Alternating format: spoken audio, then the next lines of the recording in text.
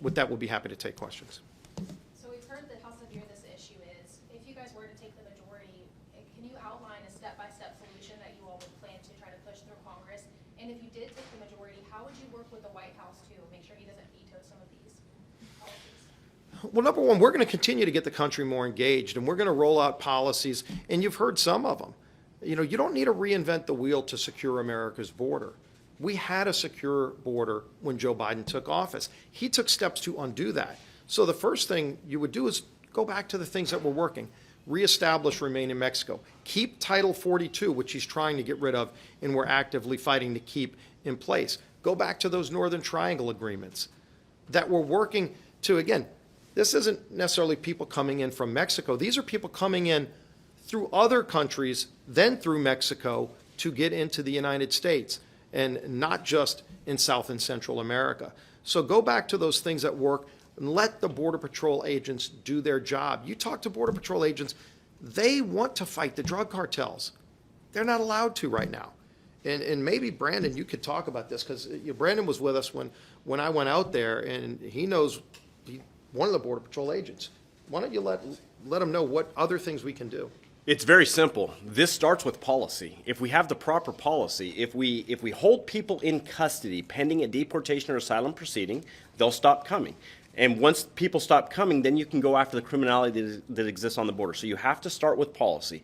So once you implement proper policy, illegal immigration drops to all-time lows. That's the simplest solution to get border security under control. Start with policy, then work out. This does not need to be put on the taxpayer. The taxpayer should not shoulder this burden. This can be done simply through policy by stopping the catch and release. And that's what Whip Scalise is going to work very hard to ensure happens.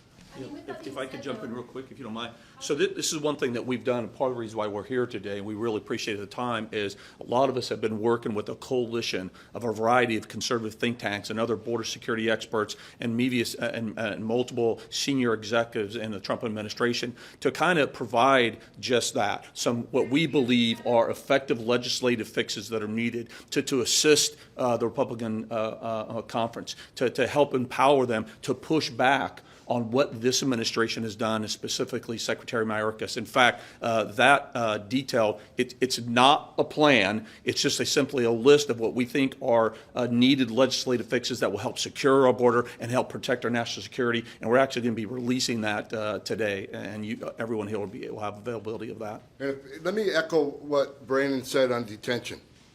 Under President Trump, we detained 55,000 on average. Right now, this administration is releasing practically everybody. Even though they have empty ICE beds that are paid for, already paid for, sit empty. Why are they releasing them?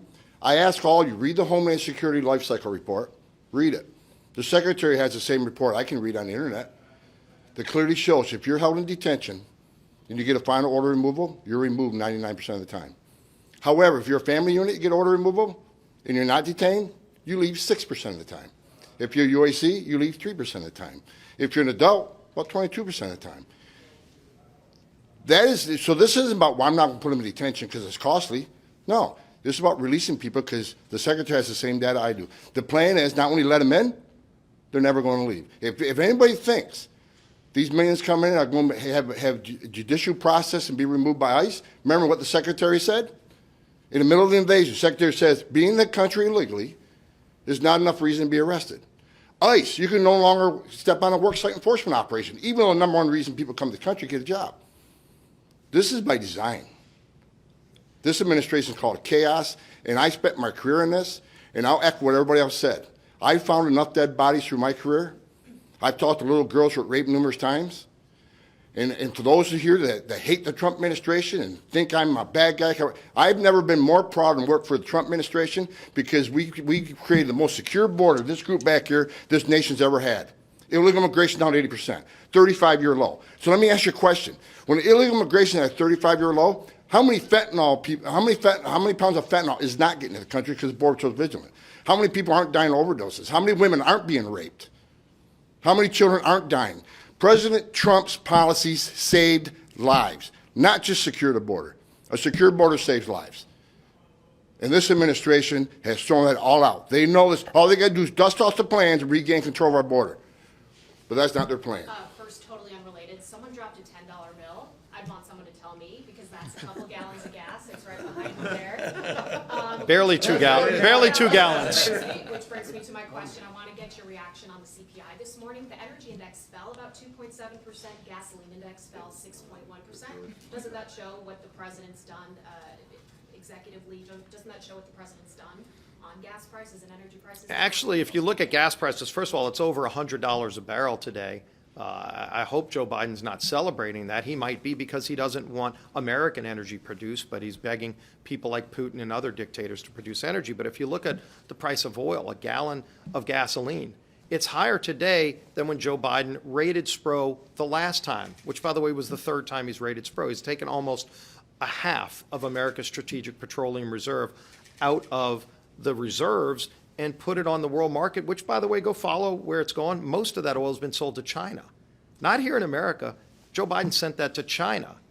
And so gas prices today are higher than when he raided Spro the last time, which was the third time he's done it. Right, but it is declining. Doesn't that show that progress is being So made? gas prices are higher today than they were a few weeks ago. Families are paying over $150 in many cases to fill their vehicle, and they're angry about it. No, by the way, if you're trying to drive to the grocery store to buy baby food, you can't, because there's no baby food on the shelf. This is an embarrassment beyond what any developed country in the world has seen, and it's all because Joe Biden and the incompetent people running in his administration have gotten us to crisis after crisis: a border crisis, an inflation crisis, a gas crisis, foreign policy crisis from Afghanistan down, encouraging the brutal dictators like Putin to go out and do things that they surely would have never thought of doing under Donald Trump.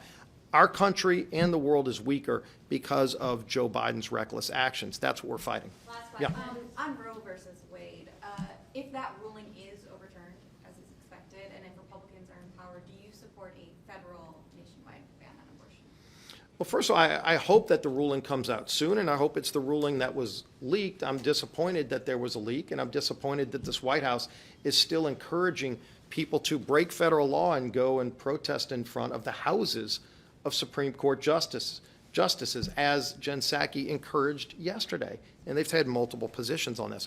But if you think about where we are, we're a party who defends life, and we would celebrate a ruling that allows elected leaders to defend life and debate in open public what those laws should be in every state and in Washington. Clearly, we will move day one, if we get the majority, on the Born Alive Act. So states like New York can't murder a baby born outside the womb and call it abortion. It's murder. I'll show you right now where Chuck Schumer is trying to bring our country. Chuck Schumer right now is bringing a bill on the Senate floor today to make America in the category of China, North Korea, and Guinea.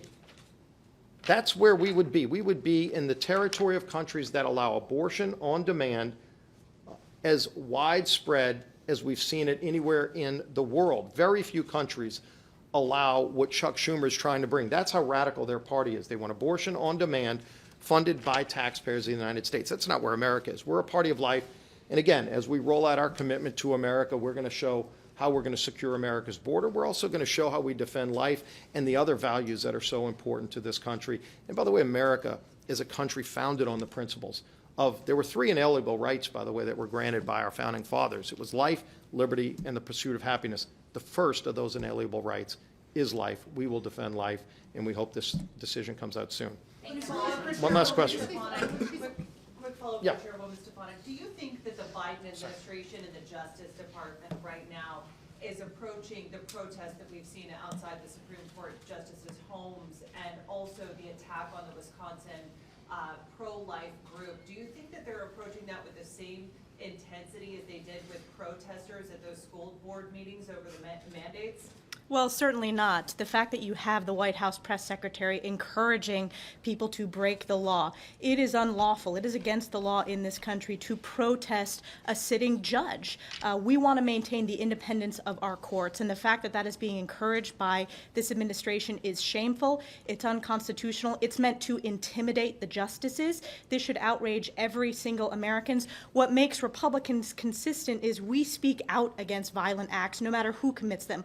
What makes makes the Democrats inconsistent is that they speak out only in moments when they believe, only in certain moments. So, for example, on January 6th, we spoke out against the violence on January 6th, as we did throughout the entire summer with BLM protests. It is a disgrace that they have not spoken out against the heinous attacks on the pro-life organization in Wisconsin.